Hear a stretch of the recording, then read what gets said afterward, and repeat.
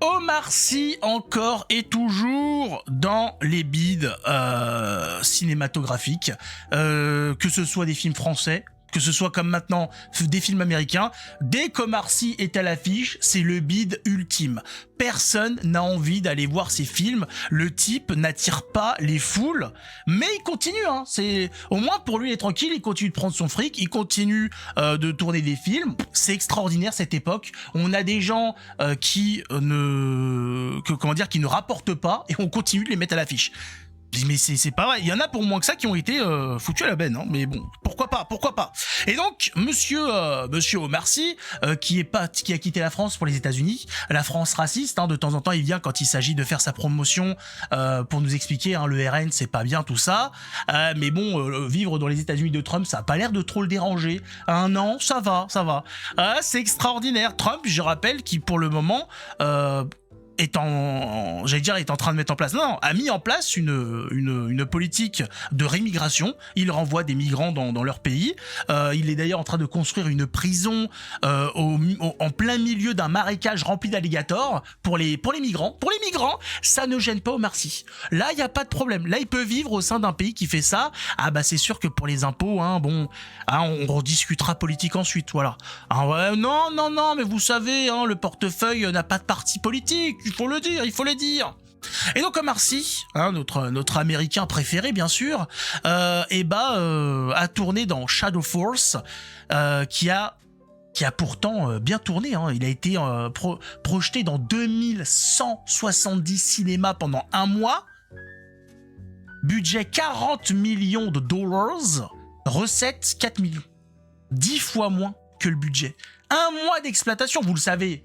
Bien évidemment, le premier mois d'exploitation d'un film, c'est là où ça rapporte le plus. Hein, et si dans ce mois-là, vous n'avez pas fait le plus gros, bah c'est pas ensuite que ça va, hein, le bouche à oreille, ça fonctionne quand le film est intéressant. Là, ça se voit tout de suite à l'affiche qu'on a face à nous un film. Hein, c'est une blague. On sent l'originalité extraordinaire. C'est tellement beau. J'ai hâte d'aller voir ce film. Hein. Family Error Everything. Waouh. Attendez, je crois qu'on va arrêter la vidéo là. On va vite courir au cinéma. Non. Alors en France, bien évidemment, il n'aura même pas le droit d'aller au cinéma. Non. C'est pas étonnant. Hein, j'ai envie de dire au vu des résultats. Donc il sera directement disponible sur Amazon Prime pour notre plus grand. Je sais pas quoi. On s'en fout en fait. Qu'il soit disponible ou pas. Je crois que personne n'a réclamé à voir ce film. Personne, je n'ai vu personne réclamer vite, oh là là, Shadow Force, toujours pas disponible en France. Ah mince.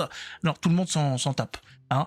On est dans le je m'en foutisme ultime. Et pourtant, on se dit, qu'est-ce qui s'est passé ? Qu'est-ce qu'il y a dans ce film qui fait que les gens n'y vont pas ? Omar Sy, c'est quand même celui qui était à l'affiche d'Intouchable. Film à grand succès en France. Grand succès. Mérité ? Je sais pas. Attention. Grand film, enfin c'est un grand succès, je sais pas si c'est un grand film, en tout cas il y a eu un succès. Est-ce que c'était mérité ou pas ? Voilà, c'est pas à moi qu'il faut le demander. Hein. En tout cas, là le succès n'y est pas et ça commence à s'enchaîner. On voit énormément en ce moment d'acteurs issus de la diversité mis en place justement pour leur diversité, parce qu'ils sont de la diversité, ne rencontrer aucun succès. On nous a pourtant expliqué que il en fallait absolument pour que les gens puissent s'identifier, etc. Je trouve ça, c'est bizarre parce que moi je regardais Tortue Ninja. Je suis pas une tortue, hein, jusqu'à preuve du contraire. Non, je vérifie encore, mais j'ai pas l'impression. Et ça marchait très bien l'identification. Ça me permettait de jouer à la Tortue Ninja, etc. Je trouvais ça bizarre. Ils ont dit si, non. Eux, ils n'arrivent pas. Il faut absolument des gens qui leur ressemblent pour qu'ils puissent s'identifier. Ah bah, y a personne pour y aller. Donc j'ai l'impression que personne n'a envie de s'identifier. Hein. Non, ça a pas l'air de beaucoup marcher tout ça. Les gens fuient ce genre de film. Alors, vous me connaissez. Moi, j'ai envie de voir. J'ai envie de voir ce que les gens fuient. Hein, j'ai envie de voir ce que les gens ne veulent pas voir. J'ai envie de goûter ce que les gens ne veulent pas goûter. Dans la limite du raisonnable, bien sûr, ne commencez pas avec vos cochonneries. Hein. Alors, j'ai prévu qu'on vérifie, qu'on aille regarder ce qu'on rate. Est-ce que les gens sont ont des mauvais goûts ? Est-ce que les gens sont, dans des préjugés ? Est-ce que c'est un boycott de Bolloré qui est responsable de ce bide ? Est-ce que c'est la fachosphère qui a empêché les gens d'aller voir ce film? On va le voir tout de suite. On est peut-être devant une œuvre magistrale sacrifiée sur l'autel du racisme. Il faut le savoir. En tout cas, mettez un pouce. Abonnez-vous si vous en avez strictement rien à foutre d'Omar Sy. Si vous ne l'avez jamais trouvé marrant, vous pouvez même vous double abonner. Voilà, je sais pas comment ça fonctionne. Tu le fais, c'est tout. Tu ne cherches pas à comprendre. Et on va voir ensemble un peu s'il y a quelque chose à sauver dans ce film. Le budget pour un film américain, 40 millions, c'est pas extraordinaire. On est d'accord? Mais enfin, ça permet quand même de faire quelque chose. On va voir un petit peu si ça suit. Je rappelle que dans ces budgets, il y a une bonne grosse partie quand même qui va aux acteurs, il faut le dire. Voilà. Donc, arrêtons de se foutre de notre gueule. La moindre des choses, c'est de faire correctement son boulot. Même YouTube, ils ont du mal. Allez, de suite, montre-moi ce que tu peux faire. Je l'ai mis en français, Franchement, c'est impressionnant. Oh là là, vous avez vu, non mais on essaye de se rapprocher pour faire on fait semblant d'une synchro labiale, quelque chose. Il y a même pas d'effort sur le doublage. Ils en ont rien à carrer en fait. C'est pas étonnant après, vu les résultats financiers, bon. Après, c'est vrai qu'en VO, on aurait pu mieux juger je vais pas juger la qualité du travail des acteurs. On va juger le film en lui-même. Toujours tiré mieux que toi. Non. Si. Jamais. Quoi? Allez, viens, papa.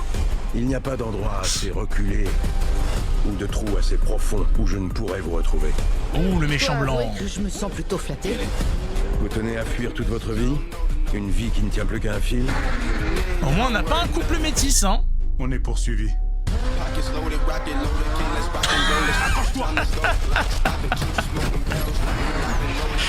Mais c'est quoi cette mise? C'est quoi? On est poursuivi. Non mais faites un effort, je sais pas, la surprise ou quoi? On est cerné. Ah oui d'accord. Donc il va détailler comme ça tout ce qui se passe. On nous tire dessus, il y a des flammes, la route tourne. Il y a 8 ans, j'ai recruté Je ces passe deux la agents vitesse. au sein d'une unité, la Shadow Force. On faisait le sale boulot partout sur le globe. On a un fils maintenant, on peut plus continuer comme ça. La Shadow Force était soumise à une règle inflexible. Personne ne la quitte. Ah oui d'accord. Je ne veux plus vivre la peur au ventre. C'est nous les chasseurs maintenant. Alors il nous faut des renforts. Hunty, Young, Cinder est dans leur viseur. On va cramer cet enfoiré. Et on va même trinquer à ça. Oh le scénario vu et revu. D'anciens tueurs. C'est la même rengaine, c'est l'ancien tueur, l'ancien dealer, l'ancien truand qui veut changer de vie. Son ancienne vie le rattrape, tu peux pas quitter cette ancienne vie comme tu veux. Oh là là là, mais faites je sais pas, mettre un petit côté, je sais pas, mettez de la SF dans ce scénario, trouvez quelque chose d'original à mettre dedans, c'est pas possible. On va pas quand même se taper, c'est cette histoire sans fin. Ouais, le choix des musiques, c'est impossible. Je vais arrêter les méchants. Est-ce que c'est des guignols? À la limite, changer la fin. Genre, ils se font tuer. On dirait, il y a un risque qui est pris, donc. Les gentils, ceux qu'on nous vend comme les gentils qui veulent changer de vie, qui ont fondé leur famille, etc., finalement ne réussissent pas à s'extirper de ce milieu. Voilà. Donc le film nous vend un peu l'idée de, quand vous vous mettez dans des sales embrouilles, ne comptez pas trop sur la possibilité de quitter ces milieux-là. On va dire, mais là, bon, on sait comment ça va finir, on le sait. Voilà, ils vont gagner, des bisous, et puis on est reparti pour... Voilà, c'est... Toujours pareil. Vous m'avez pris ce que j'ai de plus précieux, et je vais vous prendre ce que vous avez de plus précieux.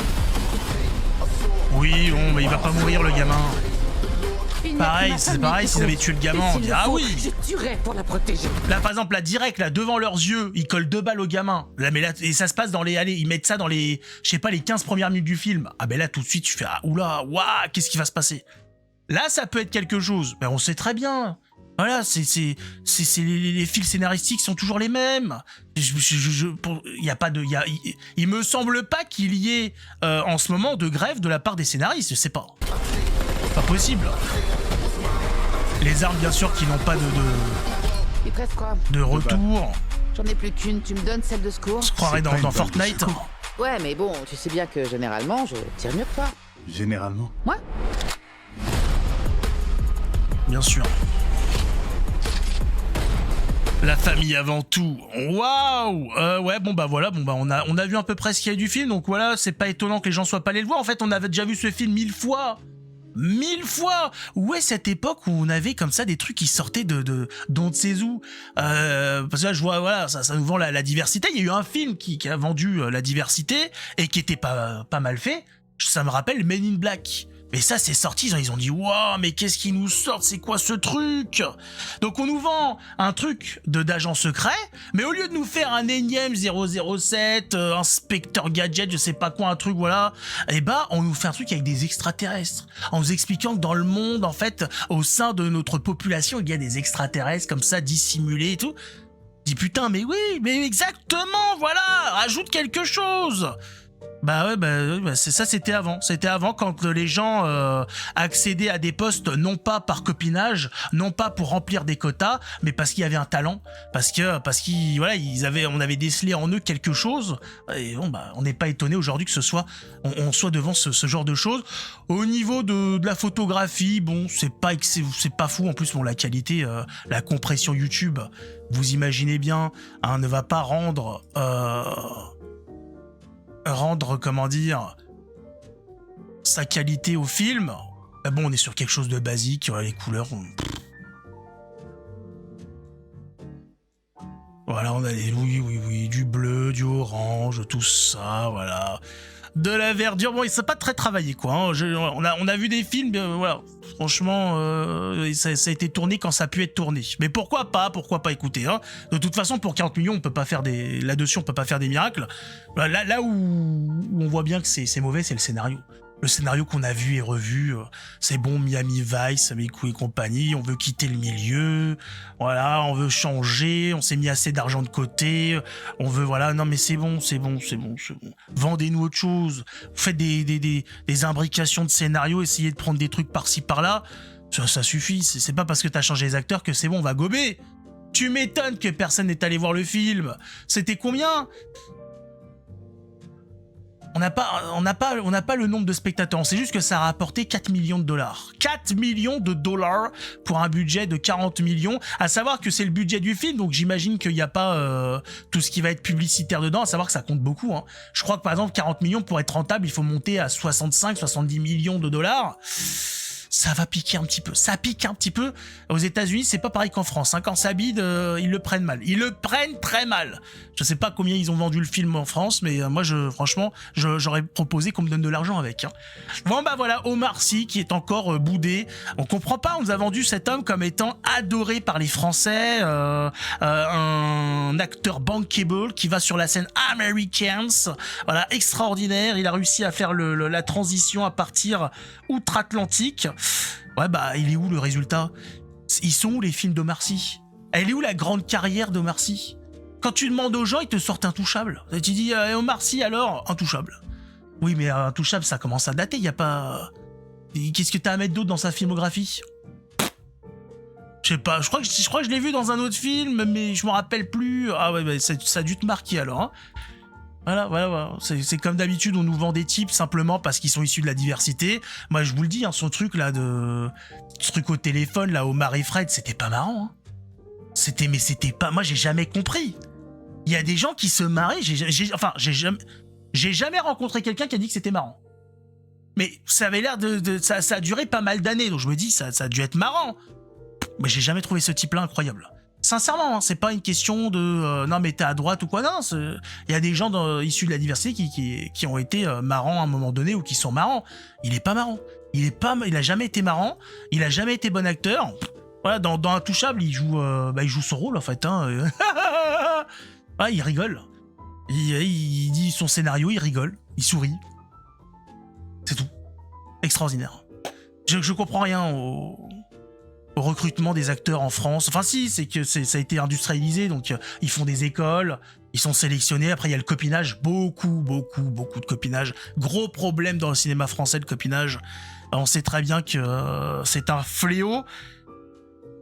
Bah, le résultat, il est là. Hein. On est très loin de de l'époque où on dénichait des acteurs parce qu'on avait repéré, le type, je l'ai entendu parler, c'est incroyable, sa prestance, son charisme. Tu veux pas tourner un truc pour voir et tout.